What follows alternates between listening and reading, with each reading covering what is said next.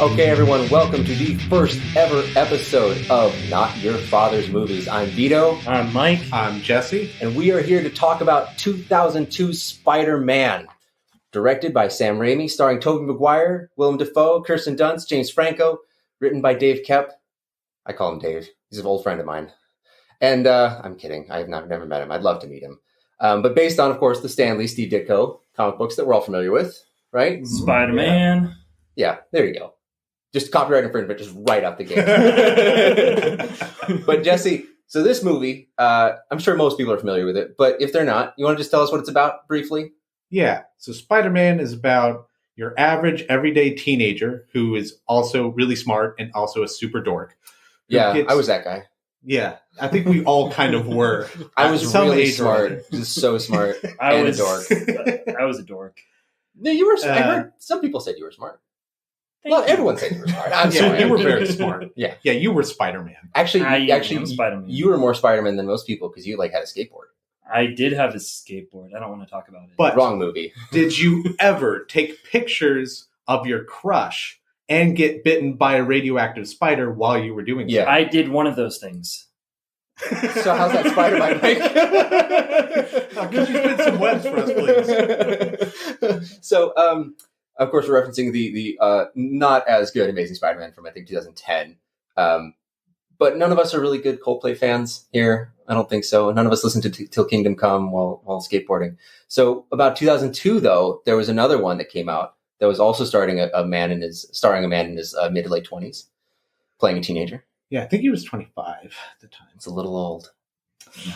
It was a little much, which made it especially creepy when he's taking all those pictures and got bitten by the radioactive spider at the same time. That's true. In which he becomes Spider-Man, develops his powers, and realizes that he can make a lot of money doing so. But when he tries to make a lot of money, his Uncle Ben dies when he fails to stop a robber by either tripping him or pushing the up button on the elevator. He could have done one or two things. I think the button is what I would have gone for. Mike, weigh in. I think I would have tripped him. Yeah?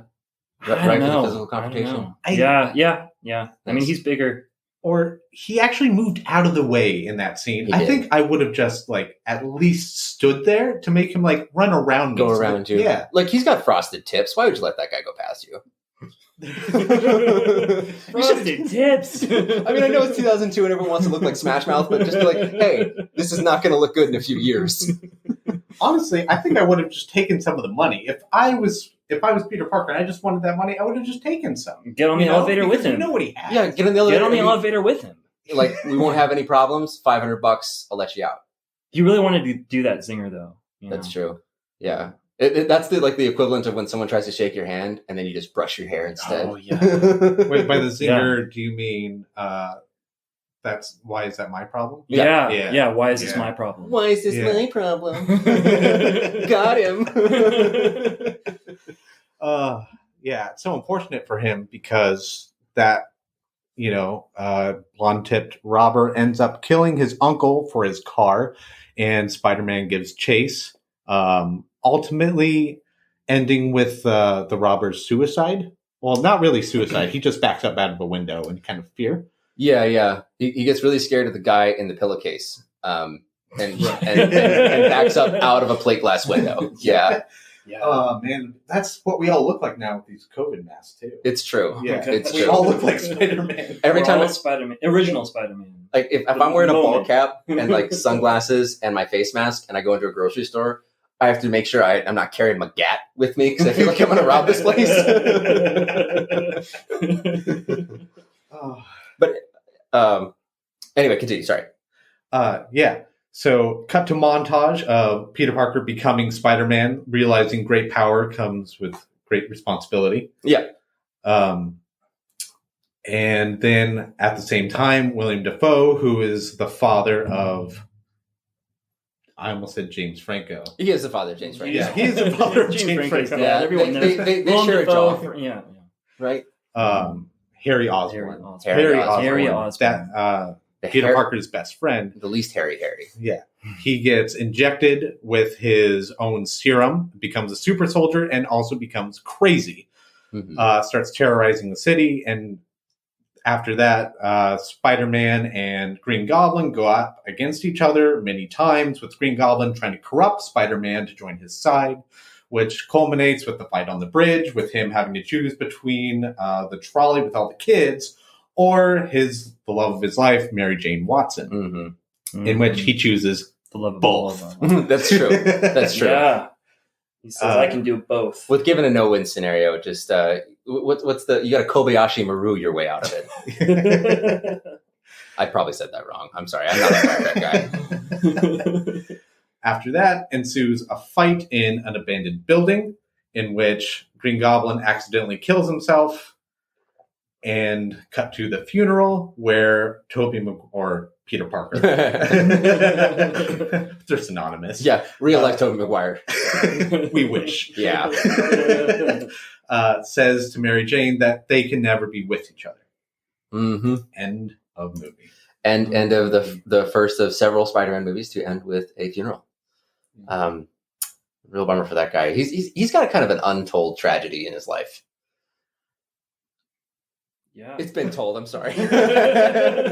But Jesse, so wonderful synopsis. I love how we were able to completely remove an act from the movie and it still like made sense. Where did you come to this from? What are your memories? I think I remember seeing Spider-Man in theaters and instantly loving it because it was the second major superhero movie that I really cared about to ever come out. The first one being X-Men. Sure. And well, I've always loved Spider-Man because like he's the ordinary teenager that I can relate to who becomes a hero somehow. I mean, it's through a radioactive spider, but it's more than that, right? It's the fact that he's able to take these powers and knows how to use them well. And he's got very weird powers, if you think about it. Being able to climb on walls, being super strong, obviously that's an obvious one. That's a given. Yeah. Everybody knows what they would do if they had super strength. But what if you could fling webs from your wrists? That's a pretty weird one. And I mean, the scene where he realizes that he has webbing is he's running after the bus that passes him every time, and he sticks to the side of it, sticks to the sign on the side of it. And he's like, "What is this? This is a weird thing to happen." Then the next time, it's when he squirts the web out. And apparently I don't know why anybody naturally makes that like 2 finger the devil horn. Yeah. The devil horn. Yeah. And then he like perfectly aims it at a tray and flings it back at the school bully Flash Gordon. Flash Thompson. Flash Thompson. Oh, sorry. Played of course by the lovely Joey, and I'm gonna mangle your last name, Magniello, who has since gone on to just amazing stardom. It's really incredible seeing where he's come from, which is like douche Flash Thompson all the way up to where he is now, which is like a major player in a lot of movies. And it's kind of funny seeing him here. It took me right out of the movie. I was like, yeah, that's Joey Malevin. I turned to my wife and I was like, right? And she goes, yeah, exactly. Yeah. But anyway, so so I guess what we're led to believe with the superpowers is that he's not only given superpowers, but he's also given a super good ability to use them pretty quickly. There is a little bit of a training montage where he has to sort of figure out the extent of his powers, like with the jumping across the buildings and realizing that he can fall off a building and it's going to be fine. Yeah. Yeah. Well, when he smacks into the sign, that's pretty funny. I don't think that came from like the spider bite. Like, I just think that's Peter Parker being able to figure out pretty quickly because he's smart. Yeah, he's a genius. He's an engineer type who's able to look at a situation and say, how can I make use of this in the most efficient way possible? Yeah. And do it. Like, I think the first time he realizes he can use his webs to swing between buildings is when he's giving chase to the car thief who killed his uncle. Yeah. And he's swinging on a building, starts screaming, and then uses his web just to attach to another building. Mm-hmm. At the height of his ascent, sort of, and sort of chaining together momentum. Like, did you ever, you guys ever see that early aughts CGI animated cartoon Action Man? Anyone familiar with this? No. So So this was I don't know what network this show aired on, but I watched a lot of like random crap that I could find on my TV at early morning hours. And this was a show where I think he was like a physics teacher, but he could see math in the real world. And so he would like look around and be like, I got to get across this gorge. I'm going to use this thing and that thing. And you like see real life physics equations on the screen. And then he'd have like a catchphrase and be like, figure it out, dial it in, execute. It was some lame shit that he said all the time. But it was so much fun because he would, dial it in, execute. But he had this like this way of doing it that made you feel like you could do it if you were just so smart and knew the angles. Yeah. And it's something that you were pointing out earlier, Jesse, with him being so intelligent and him having so much scientific knowledge is that scientific engineering mind at work. Just being able to say, you know what, if I did this and that, it could get me there. Yeah. And I almost like saw that Action Man like preview. You guys really need to look this up. I feel bad on the island here. This show existed, I promise. Yeah. Well, I like the way I like the way Spider-Man does it because it doesn't show the equations on the screen. What? I don't know. I could use some equations. But instead, when I saw it, what I felt like was like, yeah, I could have thought of that if I was Spider-Man. Yeah, I think I could have realized that if I was swinging against a building, all I need to do is squirt out another web, and then I wouldn't crash into it. So I think it just makes sense. Squirt out another web. I think from now on, shoot. I think we need to say shoot. I think shoot is a little better than squirt, but I'm fine with squirt. No, I'm not fine with squirt. Can we not do squirt? I kind of prefer squirt, actually. I do not, and I would not. Okay, I'll say shoot from now on. Let's just say swinging shoot. through the city, squirting webs. Nope. If you had your own mic, I'd mute you. Oh, yeah. Now I'm derailed. Now I don't know where we were because we had an Action Man tangent and now Spider-Man squirting webs. Also, I do want to just like a brief little side note here. This was a major departure from the comic books that we all did know and loves. Peter Parker's always been depicted as being a genius, and he comes up with the web stuff. He makes them. Yeah. And he always has to refill them, and they always run out at like bad times. Yeah. And then for this to be so, I think what this came from. There's a lot of stories about a James Cameron led Spider-Man that was supposed to happen. Mm-hmm. Also with Sony, I believe. And it was kind of, it lapsed because James Cameron wanted to go for a really hard puberty angle for Spider-Man. Right. Yeah, I heard about that. Yes. And it was going to be like intense sex scenes. Yeah. Yeah. And also, we wouldn't be talking about it. No, I wouldn't want to see it. Oh. That makes it kind of grosses me out. But what I feel like the note from the studio was like, this is a good idea. Make the webs organic. That makes him Spider-Man and not just guy that can crawl on walls. Right? Yeah. Well, if you think about it, organic webs they don't make any sense. Like, how much is he eating per day in order to generate this many webs? Yeah. I mean, just the amount of water. He's got to be just chugging gallons. Oh, yeah. Because, I mean, like, the spider webs are like pure protein, right? Yeah. I mean, he's just carrying around a side of beef with him that he takes a bite of. Beef jerky. Beef jerky, that's right. More realistic. Sorry, Jesse. But anyway, so he's swinging, he's figuring out his powers, and that's due to Peter Parker. You're saying that it's just his genius in being able to figure this stuff out. Because I could buy that. And that's what makes him so attractive as a character. So you can look at Spider-Man / Peter Parker and just say, yeah, I want to be that guy. I obviously will never be bitten by a radioactive spider. But there's a possibility. 2020 still has a few months left. Yeah. Okay. Chances are, maybe I will. But even so, I won't grow organic webs and then be able to shoot them. Probably. Yeah. Chances are. Probably. There's a possibility. You can hope. But the idea that with great power comes great responsibility, that's kind of like the line from the movie. Yeah. And every time you hear that doesn't apply necessarily to Spider-Man powers. That applies to just, being a good person. Sure. I think part of the movie is also about, being able to inspire people when you don't necessarily have superpowers. Like Uncle Ben is able to do that for Spider-Man, as well as Mary Jane Watson. Sure. Right. Almost everything he does in the movie is because of her. So just going to illustrate that, like, you don't have to be a super powered human being.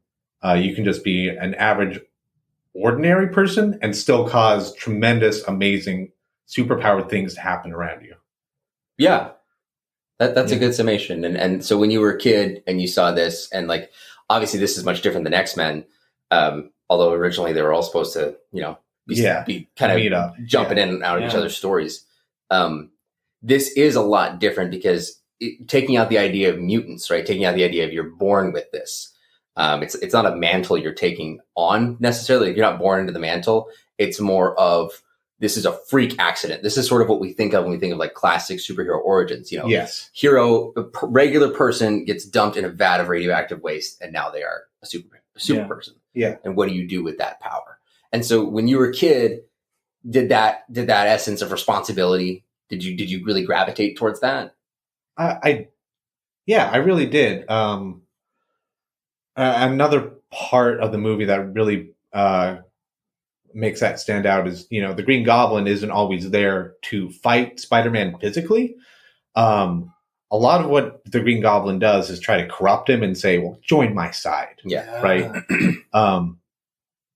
As if to say, like, Spider-Man can definitely be another Green Goblin. He can be a terror to the city. And, honestly, like, that sounds kind of fun. Just go spray everybody with webs. Yeah, like, why not? As a prank, that he could pull the greatest pranks ever. Yeah. I'm not thinking of the lamest prank ever, which is where you just web everyone in New York City and then laugh at them. Even that sounds pretty great to me. Or cause people to trip. Yes. Unexpectedly. Which he doesn't do enough of, as we've already noted. Yeah. Yeah. But the ability for Spider-Man to not just be a good superhero, but to be a good person insofar as, like, he does enjoy Green Goblin. He actively chooses to have the city hate him and be the hero rather than be the villain that they're expecting him to be. That New York City deserves. To be the hero they deserve. Yeah. All right. Well, Mike, when did you come to this? What did you make of it as Little Mike? Little Mike. This is Little Mike's Corner here with Little Mike. Little Mike. All right, here's Little Mike. I think I was 13 or 14 when I saw it. It was probably a year or two out of theaters. I think I was over at a friend's house and we were having a movie night, and we went to Blockbuster, which was a thing. Only 90s kids where they had not even a DVD. They didn't have a DVD player, so we got it on VHS. You watched this on VHS? Yeah, it was pretty cool. Legendary slipcase. Back in the good days, before everything went bad. When you take it out of the box and you're like, that asshole did not rewind this. Yeah, I gotta rewind this now. The popcorn's hot. And you're always like, no, dude, hit stop and then rewind. It goes faster, I promise. And you're just sitting there in silence. I don't want to see the movie in reverse. So I was 13 or 14. I really related to Peter Parker. I felt very much a dork. I didn't know how to talk to anyone, especially girls. Sure. Did you get that awkward smile that he gives Mary Jane when he catches all the food on her? Oh yeah. And I definitely caught food on my tray. Yeah, and it didn't take you 80 takes like it took Toby. Yeah. I think it was 130. It was a really long lunch break. Everyone wanted to leave. I said no. It was like third study period, and everyone's like, "Can we go?" Not yet. And another way, I really related to Peter Parker. I mean, I was a dork, but his parents are dead. You don't know what happened to his parents, and that was always kind of surprising. That was surprising to me when I encountered it for the first time, because my father passed away when I was young.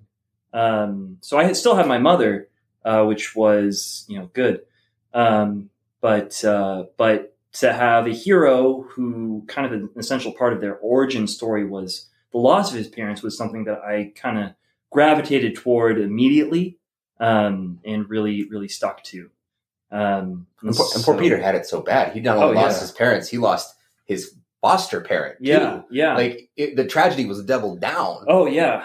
And then he loses his father figure of his foster parents, which is and there, I mean, it just gets worse because it's kind of his fault, and his last conversation with him is one of, it's pretty negative.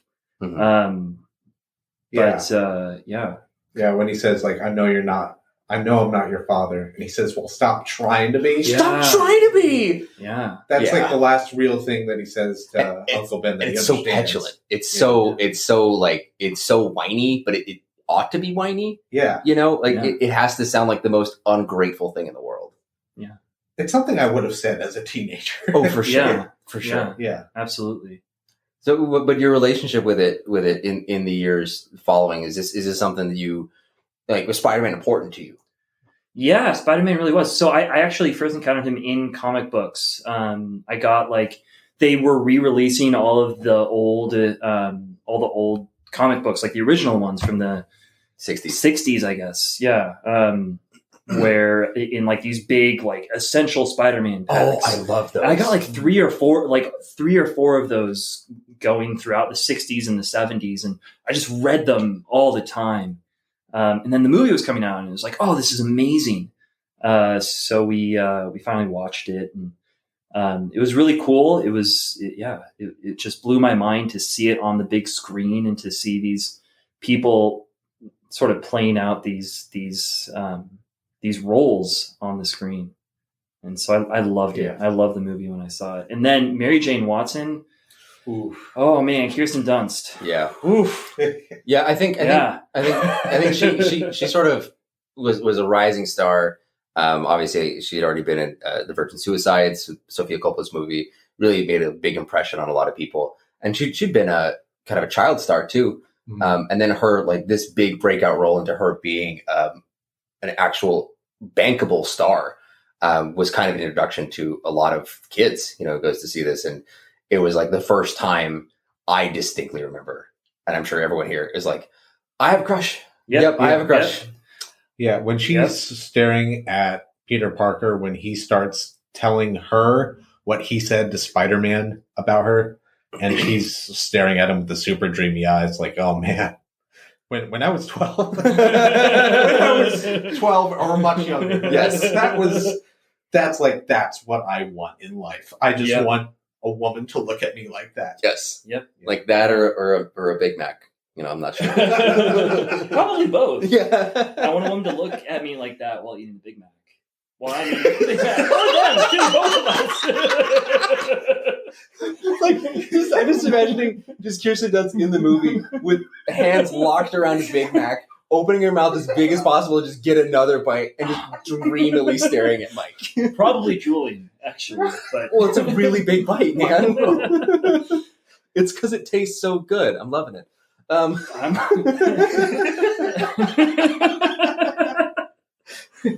Oh yeah. But anyway, finish. Did you have anything more? Well, and with great power comes great responsibility. I mean, that was just so huge, and it's such an incredible. They're amazing words, and it's something that I think probably everyone who has ever encountered Spider-Man thinks about regularly, because it's really profound. And so I love to see how he decides to choose his duty, the thing he's been given this gift. And he sees it as a gift finally that he has to use well. And so because of that, he gives up the things that he would want for himself, personally, for the common good, for the good of New York. And that was beautiful and tragic and wonderful. Wow. So that's where I came from when I saw it. That's amazing. Yeah. That's amazing. Yeah, I just like you guys. I originally came to Spider-Man through the comics. I also had, like, the Essentials pack. I remember there was like a terrible. I had a bound edition, but it was like a terrible softcover one that dog-eared kind of immediately, and it's printed on like the limited colors that they had. Yeah. It was a terrible printing. Like, I know Marvel did not have a lot of money in the 90s, but it really showed. Yeah. But those along with the Superman comics and Batman, Those are my three guys. And I remember I would always, at school, I would write these little stories, and I'd try and illustrate them just like the comics. And then I'd staple them together like a little composition paper that's like grade Z paper, it has like the dotted lines. It's the roughest crap ever. And I do them. And it's like, it's Spider-Man versus Batman versus Superman. And then each one would just have one of them triumphing because of different reasons. But those three really held my imagination. And then, growing up, seeing the Batman animated show, seeing the Batman movies, he was my guy. And then, the original Superman's great. But when you're a kid and you see Batman and you try and watch the original Superman movie, you're like, this is lame. This is not so cool. So slow. Yes. Why are they talking so much? It's been a long time since someone died. But seeing Spider-Man for the first time, I did not see it in theaters. I did see it later, and I don't actually have a concrete memory of the first time that I watched it, because I saw it on cable and on HBO in snippets so often that it became something that was really essential for me, because I could not tell you what happened minute to minute. In fact, I've seen it now 4 or 5 times that I know of for sure, beginning to end. I still really couldn't tell you what happens minute to minute, because the scenes themselves are so out of order for my memory, because I just remember them almost in order of importance in how I saw them. And I'd tune into HBO and it's like, oh, Spider-Man's on. And then I'd watch whatever scene was on until the end or until I had to go. And so it's really just kind of lived in my memory in that way. I really remember him discovering his powers scene. I remember the fight at the end a lot, because it terrified me as a kid. I remember the alleyway scene, the upside down kiss in the rain, because that was it's something I'd never seen before and something I did not understand. And I remember the scene where Norman comes to Thanksgiving dinner at Aunt May's house. Oh my gosh! And he's really so creepy, intense. Yeah, and Parker's trying to like get his suit off, and he's bleeding, and the blood drips. Yeah, and then the calling Mary Jane a piece of garbage, basically. Who's just there for Harry's money, and then she's gonna leave him, so he should do what he wants with her and then dump her. Yep. Yeah. That's a really intense scene. That's straight out of The Office, except actually dramatic. Yeah, it's not funny at all. It's something that Robert California would say. My father also passed away. And this was a big movie that he liked a lot. And so we would watch it sometimes, and he bought me all the Spider-Man. He bought me all the comics I wanted, and he'd take me to superhero movies and buy them for me on DVD or VHS. I think I owned Spider-Man at VHS at one point. But it was just such an intense movie that I as like a little kid, I was 9 when it came out, and maybe 10 when I got the VHS, and I was kind of a scaredy cat with stuff like that. It was too much, too intense for me. And it took a long time before I came back and had a real reevaluation of it. Probably when I was in college, actually. I really came to love it. And I love it for the same reasons you guys stated. I love that this is one of the foundational superheroes who is begun in trauma, begun in loss, and finds his way out of it and realizes that sort of what made him special was already there. And now this power sort of actualizes that special ability in him. It enables him to be more special. It enables him to use his genius more because he can do more with it. Something I always envied about him and about a lot of superheroes is that you sometimes feel like your potential is untapped. But these guys get it easy because they get these powers and can do what they want with them. And now they're appreciated. And I've never been angry at Spider-Man for that in the same way I've been angry at other heroes, because he does use it for personal gain with his little photography career. Yeah. But it does not go well for him. And it's not gain, it's like personal survival. Barely making it. Yeah. Yeah. He's a freelance photographer for the Daily Bugle, a rag sheet. Yeah. Yeah. I mean, I don't want to insult J. Jonah Jameson's paper. He works really hard on it. I mean, he shouts at people all day long to get that thing published.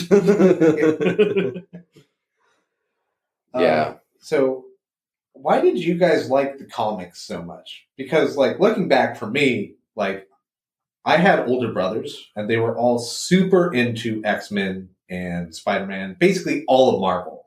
In fact, growing up, I didn't even really read the comics that much. My brothers all had collected these X-Men cards from like the early 90s. Mhm. And that was like, I'm not sure if it was a prized possession for them, but it was for me because I love to look at them. And then over the years, they would slowly like dare me to do things, and they would give me an X-Men card if I did those things that they dared me to do. Oh, wow. Yeah. So I kind of want to know. No, I don't want to know. I did suck on. So Finish your sentence quickly. On my brother's toe. Oh. So my older brother Joel said, like, I'll give you an X-Men card if you just go suck on Tim's big toe. And Tim had no idea what that was. Disgusting. But I did it. Oh. And Tim freaked out. But I got a cool X-Men card out of it. What was the card? I can't even remember. It doesn't matter. It's been lost. There's a scar there. That is brain. Let me just say, I have hundreds of these cards. So it's probably one you already had. Oh, probably. Oh, Jesse. But like all these cards that I collected over the years, the one that always stood out was Spider-Man because he just looked the coolest when I was a little kid, and I was like, like a spider and a man. That just sounds awesome, objectively. Yeah. So he always stood out just because he looked cool. His suit is amazing. It's one of the few suits that, like, I think this is why, like, it's Superman, Batman, and Spider-Man, is that he has one of those iconic suits where you can change it a little bit, you can tweak it, but it looks essentially the same because it's perfect. Yeah. You're like, I don't think I would do much with that. Like he's got the slim fit. Mm-hmm. He's got the pattern. I mean, the 90s cartoon really cemented what I want Spider-Man to look like. Bright blue, bright red with the booties. I love that. That's the look I want for my Spider-Man. Yeah. But it's not a look. I mean, even with like Insomniac Spider-Man that came out just a couple years ago, the video game, they update the lines, so it looks clean. And the spider is white. Yeah. Which is a great touch. It's really never. It's beautiful. He really pops. But they don't change it. They don't change it. They just dial up contrast in different elements, and I really appreciate that. It's not like Hawkman undergoing like severe cosmetic issues, or Aquaman is probably the best example. Oh yeah. Of like you look at the old like Justice League of America cartoons or stuff, and you're like, you look stupid. Yeah, Martian Manhunter. I never thought he looked. Nope. Oh, nope. Yeah. Never has. Cool character. Awful design. I don't. Yeah. I'm not about the giant cowl that comes up behind. They tried to make the cowl happen, and it just never happened. No, because you can't have a cowl twice the height of your head. Yeah. He blocks the whole scene. It does. It does. The camera has to move around. Oh man. All right. So I think we've all come to this, and I think that now we sort of really introduced ourselves, and you kind of get what we're going for with this podcast. And so I want to officially say this is not your father's movies. And here we specifically talk about dad movies from the past and how we sort of relate to those, whether they're our grandfather's movies, whether they're our dad's movies. And now going forward, what our movies are going to be for our kids, trying to define this amorphous genre that's been around for forever for a new generation of dads. In this, we'll be talking about movies that have come out a long, long time ago that we still find relevant. Movies that came out not that long ago that aren't really relevant anymore to anyone except really us because we happen to watch them on a Saturday afternoon. And we're like, man, that movie ruled. Or to movies that are coming up in the future where we say, this is essential text. I want to show this to my kids and I cannot wait. So with all that in mind, and we've got the movie down, got the movie in the bag. I think we kind of understand what's going on with it. Where do you guys want to go? Okay. So I did have one question for you guys. So like we all have daughters at this point. Yeah, at least one daughter checks out. Yeah. How would you guys feel if your daughters grew up to be something like Mary Jane Watson? Of course, assuming she came from a healthy family, which she clearly does not in this movie. I mean, I'm not planning on screaming at her, on a nightly basis. On a nightly basis, yeah. And have her, like, it be so normal that she's like, I hate you! Oh, did you hear us arguing? Yeah, every night. Yeah, I do. I guess yeah. So, like, me, like, rewatching this as a dad, like, when I saw her, I was like, well, okay. I hope my daughter never dates, like, Harry Osborn. I don't want, or a Flash Thompson. right? Yeah, I'd go more for the Flash. Yeah. Yeah, Flash Thompson is more of the concern in my book. Because Harry's actually kind of like a legit okay dude. Oh, wait. Ooh. Really? I think he's all right. I mean, he's not great, but I mean, he's okay. I wish you would worn the black dress because my father really likes black. But it's not like Flash Yeah, Thompson. that was pretty messed up. Yeah. It's not. I mean, Well, he's okay. he's just really weak. Like, he's a very weak individual. Even that I wouldn't really want for my daughter. Oh, yeah, I don't want my daughter. But I'm sorry, just talking date in that guy. comparison. Okay. If I had to Yeah. choose one, I would. If I didn't know that Norman Osborn was a crazy sociopath that injected himself with his own serum to make himself a super soldier and goes crazy from it, I would choose Harry over the schoolyard bully. I mean, he's got money. I mean, yeah, I guess if we have to choose between like two pieces of garbage, then yeah. Yeah. I'm going to go for the one that doesn't have mold on it. Okay. Yes. Fair. Yeah, but seeing her portrayal in particular, especially since we've all seen a lot of other superhero movies, right? Mary Jane Watson is like, I think she hasn't really aged very well in terms of like characters. And hold on, let me clarify that. No, I think you're right, but and by that, like, I mean, like, you're not going to find a Mary Jane Watson type character in superhero movies. No, that have come out in the past 10 years. No, she's very much. She does have her own ideas, which I really do applaud the movie for, especially coming out when it did. She has her own agency for how she wants to live her life. Yeah. But that sort of plays out on a separate parallel track to the track that also plays out where she's really helpless and can't do anything and just follows around the next strongest guy. And it's weird seeing those two happen at the same time because there's times in the movie where they feel like completely separate characters. Like they're not integrated well with each other. She doesn't feel like a real person to me in this movie, this very first Spider-Man movie. I don't really buy her as someone that could be alive in the same way I would buy Tobey Maguire as Peter Parker. It's not Kirsten Dunst's fault. She's really bringing to this kind of nothing role everything that she can. Yeah. But she's so conflicted and so bizarre. And you can't just pull the old screenwriting trick of just saying like, that's her character. Her character is conflicted. No, it's not. You can write a better character than that. Peter Parker's conflicted and yet he still seems like one person. Mary Jane Watson does not feel like one singular woman. She feels like a bunch of pastiches that are there to either help or inhibit Peter Parker or the other men in her life. So even though she quote unquote has agency, it really is only there for her to sound strong. It doesn't actually manifest itself in the movie very often. Yeah, she's definitely like defined by her relationship to whoever she's dating, whoever she wants, and kind of the final scene where she almost throws herself at Peter. Yeah, like that's a little weird. Yeah, didn't really buy it. Yeah, I mean, she just kind of walks up and says, "Hey, by the way, I love you." Yeah. Like, holy, like that's at a funeral. Yeah. At a funeral. For her ex-boyfriend's for her ex-boyfriend's dad Yeah. who, she doesn't know this, but Peter kind of killed. Yeah, but it's also someone that she grew up with and like knew for forever. Yeah. And dated. And Harry, not Norman. Yeah, Harry. So it's weird. I guess in conclusion, in answer to your question, I'm gonna have to say I don't know if I can answer it because she doesn't seem like a real character to me. Right. And in a way that even her abusive background, I don't think explains. Okay. But I wonder, I mean, do you know, I feel like I knew girls sort of like her. I mean, it's kind of like you see her through Peter's eyes, right? The whole movie is kind of just about him. Yeah. It's called Spider-Man. It's called Spider-Man, and as it rightly should be. And so there's a lot of stuff I think, her going for Flash Thompson makes sense because of her relationship with her father, right? Yeah. And then her relationship with Harry kind of makes sense as well because he actually makes a move, and he tries. And she says, "Hey, this guy is so much better than Flash Thompson." Right. Okay.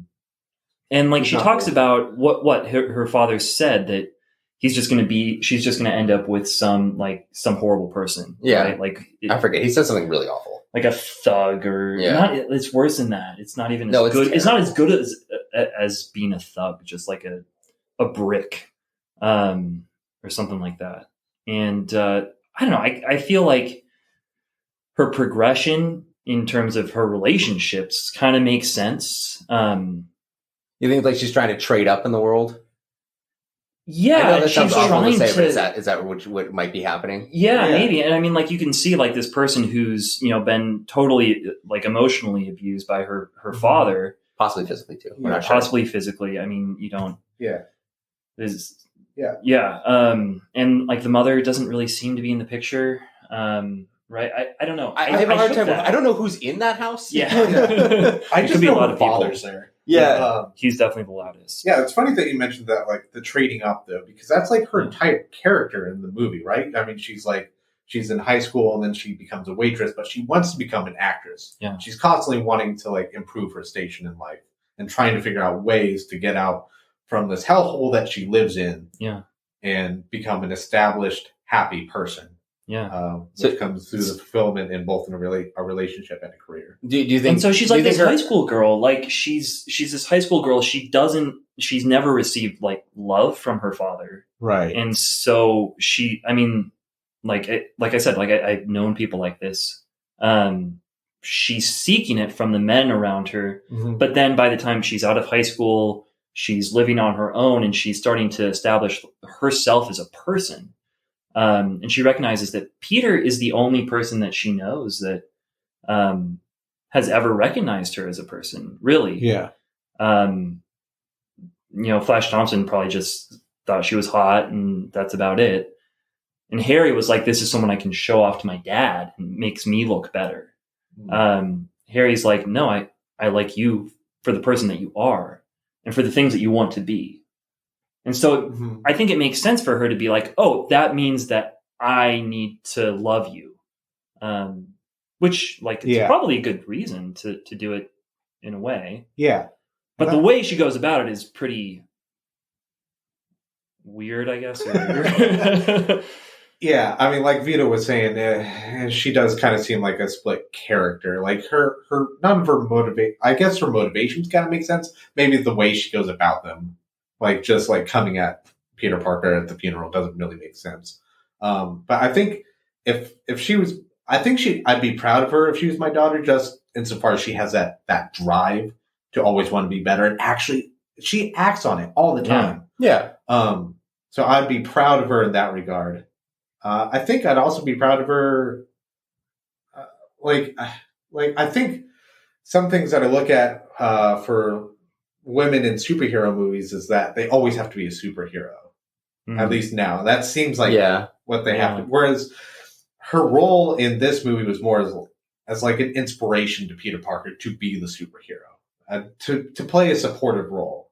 And I think she's both an inspiration and sort of an aspiration for him too. Like he thinks that if he can do this good enough be good enough, then she will like him.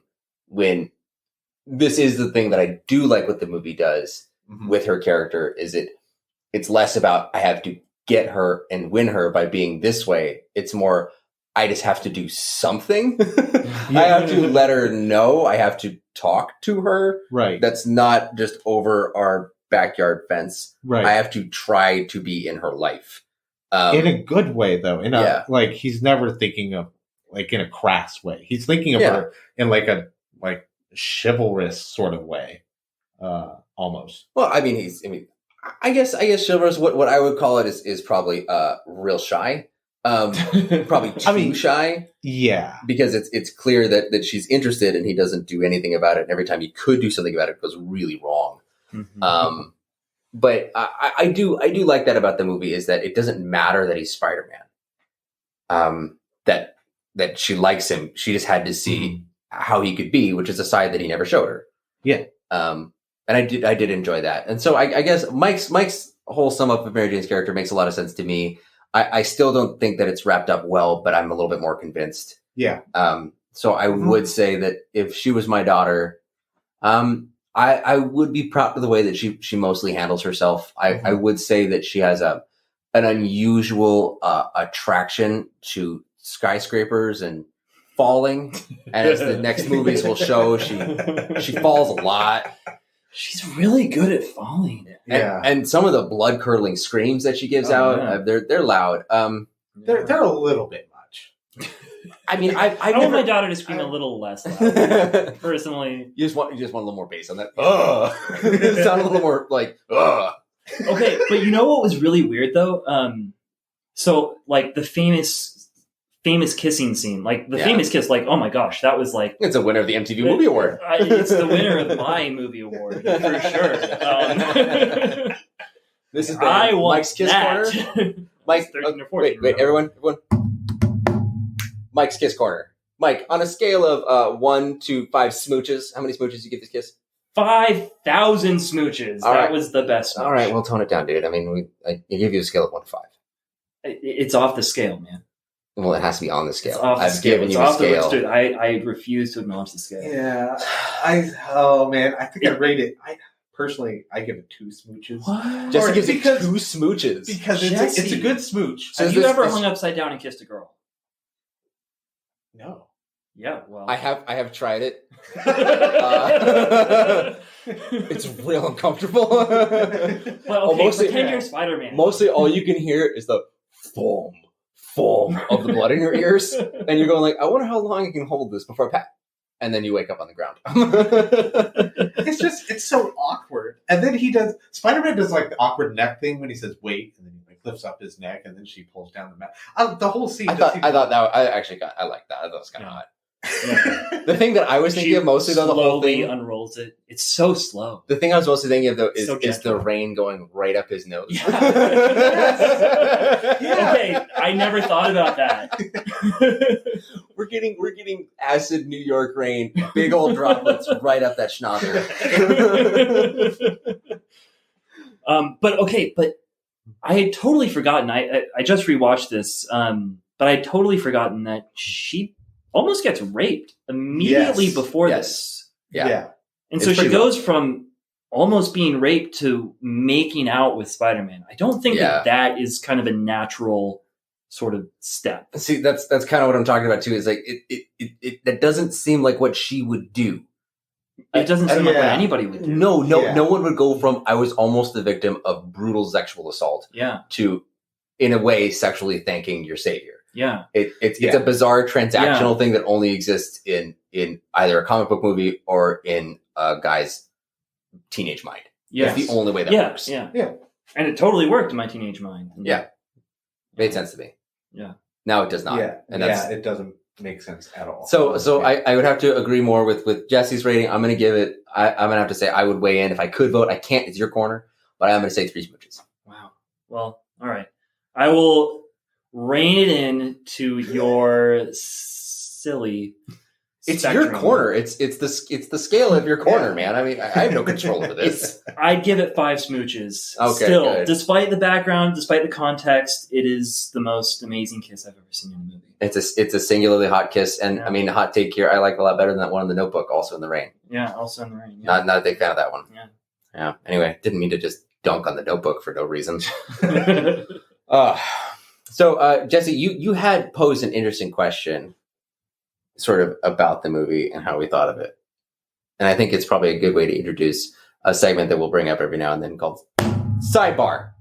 Now, anytime anyone wants to call a sidebar, you're obviously allowed to call a sidebar. But Jesse had a very specific sidebar he wanted to call. I did. So call it. What? No, you got to call the sidebar. You got to call it sidebar. You got to call it sidebar. No. Sidebar. All right. Sidebar. That was too much, but go ahead. It's going to be like that every time. What would you guys think about, instead of Tobey Maguire, Dave Franco as Peter Parker, as in both of the Franco brothers in one movie? It's like above the title of the movie. It's just the Franco Bros. Spider-Man. I mean, he's got kind of a nerdy personality and also kind of really dorky. Yes. He's got that really dorky, witty personality, though.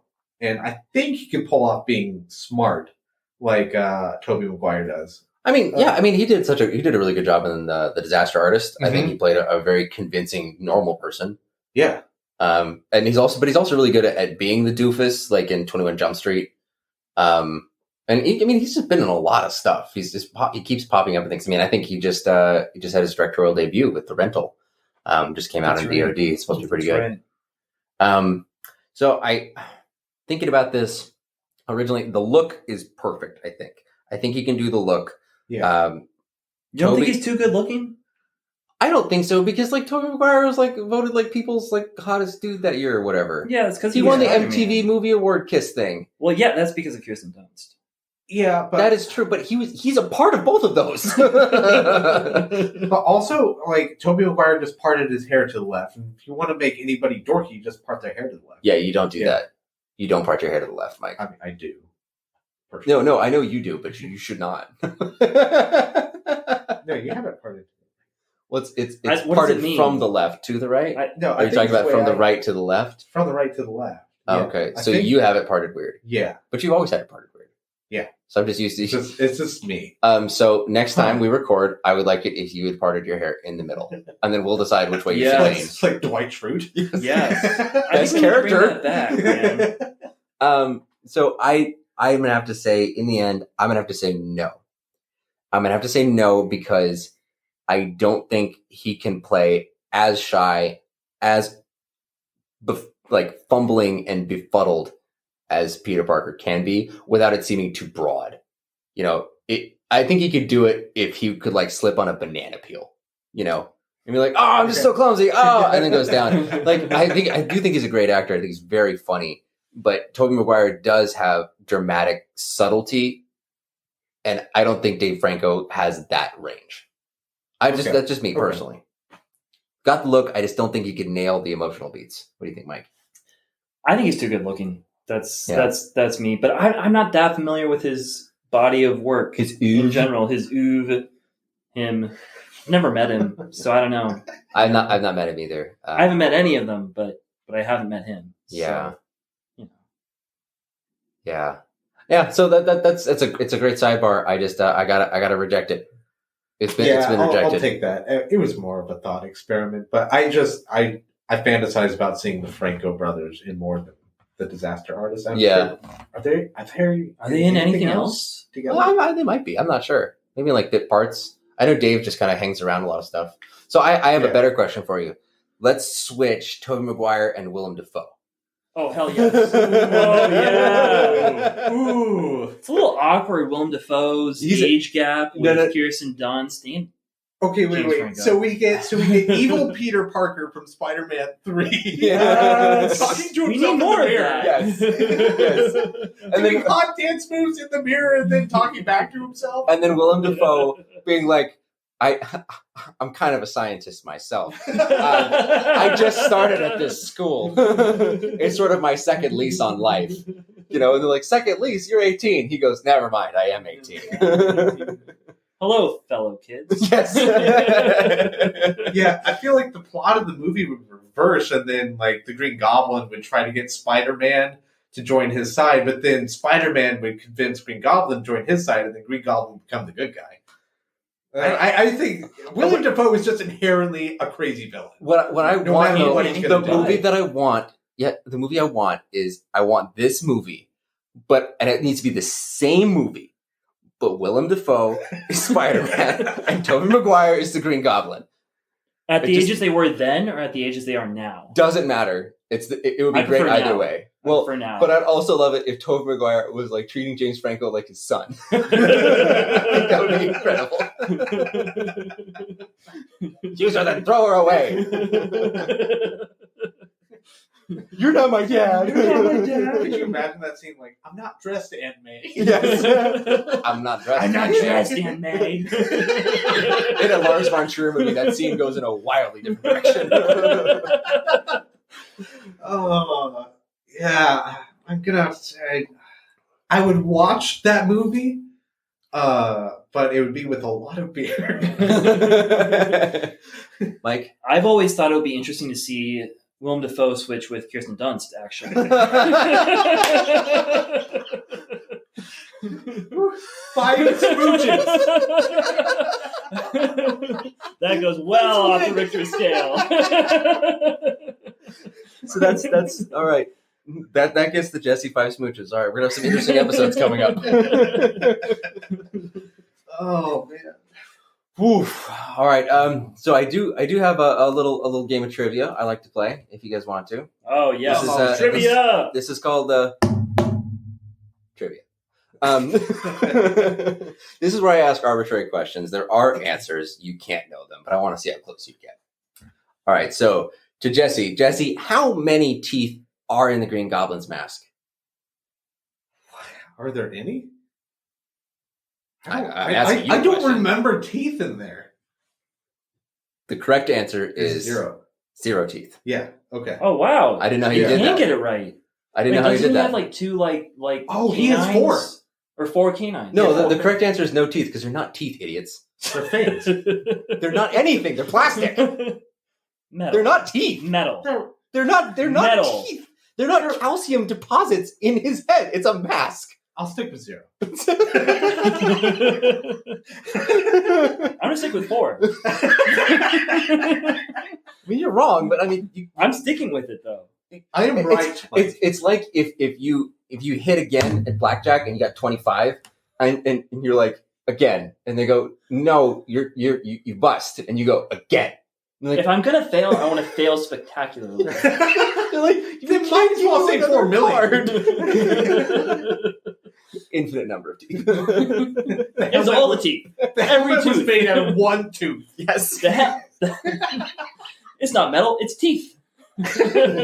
Another question. Also about Green Goblin. How many wrinkles are in Willem Dafoe's face? Because if you think about it, that's a craggy dude. He is a craggy dude. Are we counting like I said wrinkles. wrinkles? I said wrinkles on his face.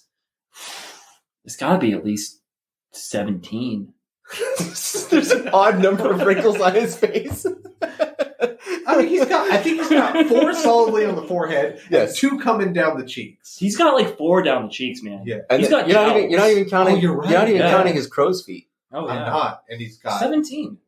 You're gonna Odd stick number with up 17. here. I'm gonna go with an odd number up here. I think you should hit again. at 16. Hit again. 18. No, 19. 19. That's odd. No, you just want to say hit, and then I draw you. A Okay, tell you. hit. Yeah, 25. You're bust. No, the correct answer was 17, not 25. So anyway, that ends the game of trivia. That ends Arbitrary the game of answers trivia. I where feel Jesse like I won. accidentally got a point. No one knew it was possible. It will never be possible again. Anyway, is there any other final thoughts you guys got? Anything else you want to talk about? Bring up. This is a safe space. You will not be mocked. I'm just thinking about Kirsten Dunst as Norman Osborn. I think she would have been a great Green Goblin. Personally, I think that she would have really done a great job with the insanity. You know what? Actually, that's good. Hold on. She has Wait a fangs second. already. I would watch that movie. Yeah. I wish that had happened instead of Dane DeHaan being the Green Goblin. I would have rather had a Kirsten Dunst because she could do like the spidery thing. She's got She's got long fingers. She's got long fingers. They can be creepy. Yeah. I bet she could crouch. I bet she could crouch. I've never seen her crouch, but I bet she could crouch. She and maybe like howl menacingly. I'd watch this. Yeah, I'd watch that movie for sure. Yeah, I'd watch it. Yeah.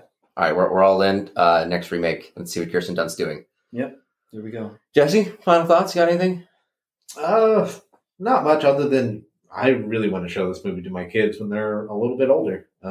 Yeah, that actually leads right into our next segment. Is the final 3 questions we're going to ask after every one of these podcasts is number 1: is this a dad's movie? Yay or nay? What say you? Yes. Yes. Yes. So yes for me too. Unanimous. This is going in the canon of new dad films, joining the ranks of many illustrious favorite classics that we will talk to. And honestly, it didn't even need us to bestow this honor upon it. I think it already is kind of in the culture. Everyone knows. Everyone knows O2 Spider-Man is the OG and it rules. Mm-hmm. And then would you show this to your kids? Jesse, you say yay? Absolutely. Yeah. Well, can we do a sidebar? We'll call it. Sidebar. It got longer. So, I love this movie. And I think it's a wonderful movie. I love Spider-Man and everything. But I have kind of I have a couple of conflicts with it and things that are concerning. And the first is, we kind of talked about it a little bit, And that's about its portrayal of love and the way that Peter Parker loves Mary Jane and the way that Mary Jane finally comes around to loving Peter Parker.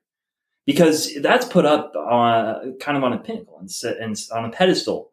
It's supposed to say like, oh, this is right. This is the way you're supposed to love one another. Yeah. And there's some truth to it. You know, Mary Jane loves Peter Parker because he actually sees her for who she is, and he supports her and wants her to be the best version of herself, right? And will help her through that. And Peter Parker says, you know, despite what I love, I am going to do my duty. I will sacrifice that. But finally, what's actually and so kind of on that plane, it sort of makes sense. But what actually happens is that she basically throws herself at him, and then he says no. And that's just kind of an odd situation, and an odd thing to show my daughters and say like, hey, you know, here's how you love somebody. Yeah, you reject him until they're not interested. Then you pursue them real hard. Yeah. Like you go all out day one. Yeah. That's what I like to call. I mean, this movie kind of taught me, but I like to call it the veto school. The veto. This was very much my strategy from day one. So maybe it's good that we're sort of relitigating this. Is that this movie, and there's a lot of superhero movies in particular. This is not unique in that aspect. Yeah, it's not. Hero wants things. Hero circumstances change. Hero still wants those same things, but gradually realizes that he can't have a normal life anymore. And in doing that, he reaches a new level of emotional maturity, which is what he was lacking all along, which makes him attractive to the person that he wanted, who now wants him back. But now, because of that emotional maturity, he has to say no. Mm-hmm. Yeah. And this happens a good amount. There's this bouncing back and forth between things. And it's been innovated a couple different ways. In Dark Knight, I think it does a really nice twist on that.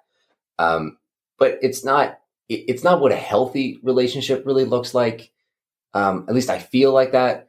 And it's not really something that I think should be chased after. I don't think you should want this relationship. Even if that is your relationship and it's worked out, that's amazing. That's great. And you should be really happy that it's working out. But I think from the outset, this isn't what you wanted. Yeah. I don't think no girls that have seen Spider-Man that I've talked to have seen the Mary Jane situation and said, "Oh yeah, that's normal. That's what I want." Yeah, I would like it to be really difficult and confusing and full of pain. That's better than if we just got along. And I think part of Spider-Man as a movie is it's kind of campy and a little unrealistic. Oh, it's a little crampy. Yeah, right. It's a comic book movie. Right, it's a comic book movie, so you don't have to see those relationships and say, "Well, this is how it looks like in real life." Yeah. Right. I don't think, like, even as a little kid, I don't think that's how I thought things worked. So, like, I would still show it to my kids because, like, there are other things in the movies to take away besides that. I don't think that's the main focus is, like, I guess how they get together is kind of a focus, right? Yeah. But it actually seems a little ancillary. And it really does feel like, you know, setting up movie 2 a little bit. Mm-hmm. Like, we got to keep that sort of that melodrama moving through. Yeah. And it's something that Sam Raimi is pretty good at, is balancing that high level drama with low level camp all throughout things. Uh-huh. And so it's really kind of a calling card for him. Yeah. And David Koepp is a very old classical Hollywood screenwriter. I mean, he wrote stuff like Jurassic Park. He's very good at keeping the emotional through line going. And so I don't think it's meant to be in any way a realistic relationship, just like they're not really realistic characters. Uh-huh. But when we're talking about showing them to kids, specifically impressionable kids, you would just hope that you could talk to them about it and just say, hey, you know, that doesn't have to be what your life is like. Yeah. Right. So I don't think it's damaging. And I would even say, like, what it could do is it could just open up new conversations about the sort of relationships that your kids can expect to have. Yeah. And also, like, the main point of that scene isn't that she necessarily throws herself at Peter. Like, that happens as a storyline, but that moment is used to support the idea that with great power comes great responsibility, to kind of just drive the whole movie home. Yeah. So that's the part I would focus on with my kids personally. And then, as a sidebar, I would talk about, like, please don't do this with it. Yeah. But please call a sidebar when you do it. Yeah. Yeah. You got to do the Absolutely. sidebar. Yeah, it seems really natural. But also on Peter's side too. It's not just on Mary Jane's side that I think, and I think you're right. I think that I think you're very right. Like, it's not supposed to be, I don't know, talking about love and what love is supposed to be or anything like that, and it's fine. Mm-hmm. But on Peter Parker's side, more, he's a guy who never makes a move. He never tries. Right. And I mean, like, in a sense, he's always trying, but it's the way he's trying isn't really visible. It's the most ass backwards way of trying. Yeah, and I got a sense that any sort of friendship that develops between him and Mary Jane is done off screen, if any does happen, because he kind of just doesn't do anything about it until she comes to him and says, "I want to be with you." And I would say a little bit of that has to be. I just want to just mention this. I know it's not in the script, or maybe it was. I don't know what that looked like, but I'm sure there were cuts. There's not an incredible amount of chemistry between Tobey Maguire and Kirsten Dunst. That's true. Yeah, it's fine. They seem friendly. They always seem like they enjoy sharing a screen, but it's not like the same level of chemistry that like Ryan Gosling and Emma Stone have. Yes. Where there's just that immediate spark and you go, these people click. Yeah. They don't click. Right. And it's not bad because it's clear they don't really detest each other, but it's amazingly not, right. It's not like, I'm rooting for the characters to be together. I'm not rooting for these actors to be together. Right. Yeah. Yeah. Yeah. And so I wonder if some of that relationship could have been like more natural if there were two actors that really got each other's rhythms. Yeah. But also going back to your point, I think in the movie it's clearly seen as a flaw that Peter Parker doesn't go after her, right? Yeah. Especially when Harry says, like, "Well, Peter, you didn't make a move," and he's like, "You're right, I did." I think that's clearly like a bad thing. Like, he should have made the move. Yeah. So yeah, I don't think it. But it's not drawing this out as if like this is a pinnacle. This is like how you should proceed in a relationship. But Jesse, I do just really want to quickly highlight that you have an issue with the fact that Peter doesn't bust a move. But in Spider-Man 3, he busts a lot of moves. He busts all moves. You hate it. Sorry, spoiler for a future episode coming. Jesse's on the record as being a hypocrite. How do you explain yourself? Explain yourself later. No, explain yourself okay. now. Busting moves. Who hurt you? Can be said. The person that busted a move on me hurt me. Yes, exactly. I see. So just keep that in your pocket. Yeah. Docket. Bring it out later, and we'll discuss your long-standing I'll bust hypocrisy. a move all over him. I am making a note. Bust a move. Jesse's failings. That should be its own podcast. Oh yeah, sidecast. Side podcast. And then anything else? Well, I have another. Oh, you have another sidebar. Oh wait, no, wow. Sorry. But going down can Inception levels. Can I sidebar the sidebar? Hang on. That's a sidebar. I like it. So I have a further. So I thank you guys for talking through that with me. I feel a little bit better about showing this to my children. Well, this is what you're paying me for. Yeah, exactly. That's why you're here. Got to make the white guy feel good. First, thank you for helping me to kind of get through my issues with relationships in Spider-Man. I feel a little bit better about showing this to my children. And I'm not as worried that they're going to go off the deep end because of Kirsten Dunst and Tobey Maguire. Sure. No which I was very concerned about. That's what you pay Jesse for. Yeah, that's what I pay Jesse for. That's right. But so I have this kind of big question, and it's a big question. It's about superheroes in general. And I'm a little conflicted. I love superheroes. I loved reading the comic books. I love watching the movies. They are so much fun. But they present sort of a reality that I'm not sure is necessarily good for children. Because what happens with pretty much every superhero out there is that they're a normal person living a normal life and it's not going well. And then something amazing intervenes. There's a radioactive spider that bites them, and all of a sudden they become super, or they take a super serum and they become a super soldier, or they like all sorts of amazing things. Gamma rays. There's a lot of gamma rays in the original comics. I thought they'd radiation. be a bigger part of my life. Yeah. Dodge those gamma rays on the way to Starbucks. Yeah. It's almost like quicksand, but quicksand. Like the worst thing would be to get hit with quicksand gamma rays. That would be the worst. That might be the best, though. Well, you don't know. You don't know. It could be the worst, or it could be the best. Become Sandman. That's what happens. That's true. Yeah, that's true. That's true. That's a good point. They hit him with gamma rays, and instead of becoming the Hulk, he became sand. Yeah. But so they get this superpower now, and all of a sudden their lives sort of change. They very much change. They become superheroes, and they're this extremely different person. They're extra human, living in kind of this normal world. They're abnormal living in a normal world. And I wonder if that kind of story is a good story for kids to encounter. And I guess I wonder maybe when is it an okay story for them to encounter? Maybe. Because what it seems like to me is really important educationally is for kids to look at the world and when they wake up in the morning and say, there's a million amazing things that could happen to me today. Yeah. There's a million things that I will see that are new and fresh and so much bigger than I am. I'm happy to be living in this wonderful world, not wake up and say like, well, I'm above everything. Because we all see ourselves as the protagonist of whatever story we encounter, right? Sure. Right. So with a superhero movie, what you're saying is, I'm the protagonist, I'm Spider-Man, I'm Captain America, and everyone else is normal.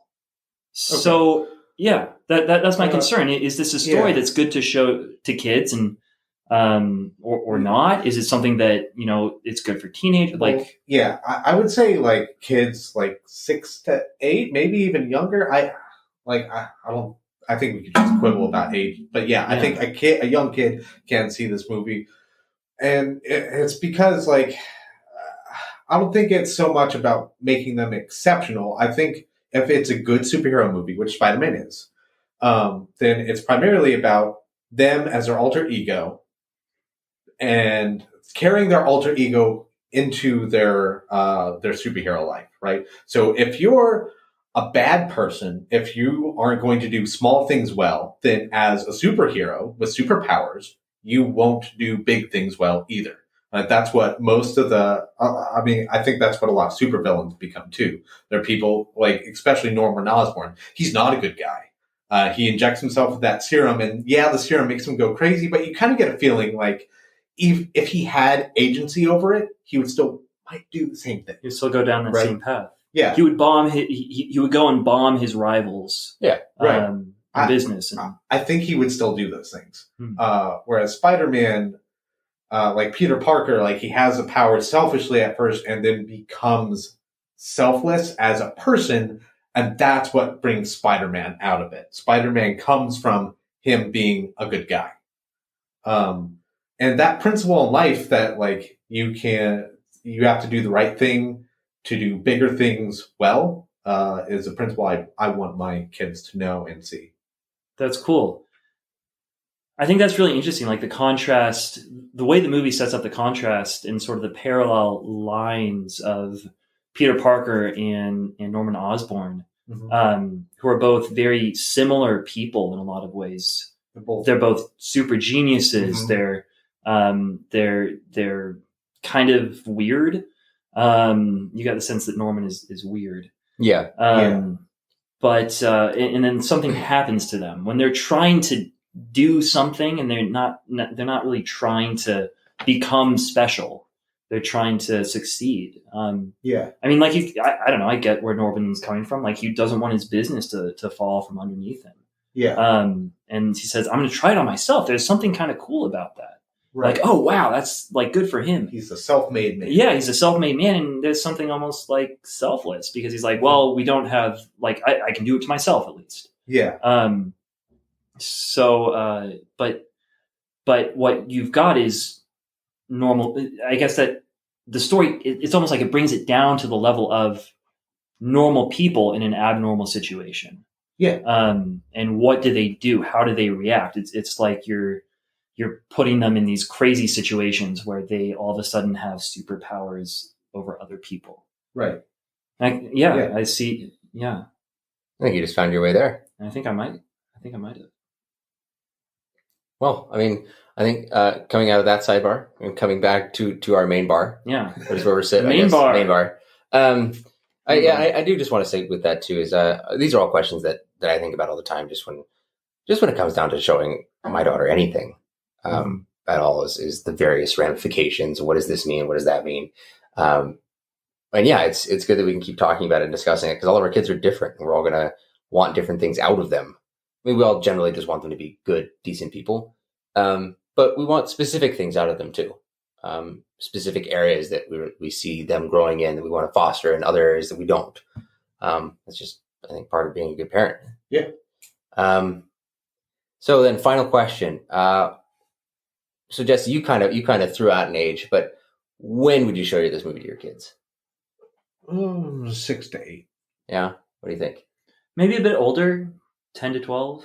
So as a spoiler, my daughter has already seen a good amount of it, and she is 3. If my daughter wasn't scared of every movie we watch, then I would have showed it to her already.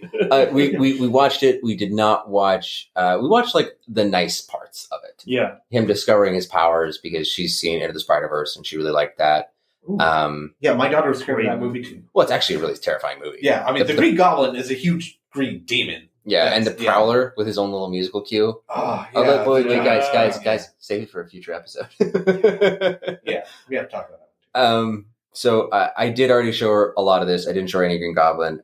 She's seen parts of the other ones too because she just really loves the look of Spider-Man, and she loves the fact that he can swing through the air, and it really sort of takes her imagination. And I kind of want to foster that. So even though she can't see the full movie because I'm sure that she would just have nightmares. I had nightmares when I was like 8. I look forward to the day when I can sit down and watch it with her. And I got to say, I'm probably in the middle between you guys, somewhere between 6 and 12. We will sit down, and if she can watch 1, then she can watch 2, and if she can watch 2, she can watch 3. So we're just gonna probably bang them out. Or just 2. Oh well, we'll talk about that. All right. Well, I think that about wraps it up from all of us here at Not Your Father's Movies. And here we are signing off. I'm Vito. I'm Mike. I'm Jesse. See you next time. Hey everyone, this is Mike from Not Your Father's Movies. Thanks so much for listening. If you've got any questions about tonight's episode, thoughts on movies that should or should not be in the dad canon, and most especially things Vito got wrong, we'd literally love to hear from you. Shoot us an email with anything you got at notyourfathersmovies@gmail.com. That's notyourfathersmovies@gmail.com. And if that's not enough for you and you want more ways to reach us, support us, share us, and listen to us, please check out our website at podbean.nyfm.com. That's podbean.nyfm.com. Thank you, Max Agros, for this amazing theme music, and thank you all so much for listening. Have a great night.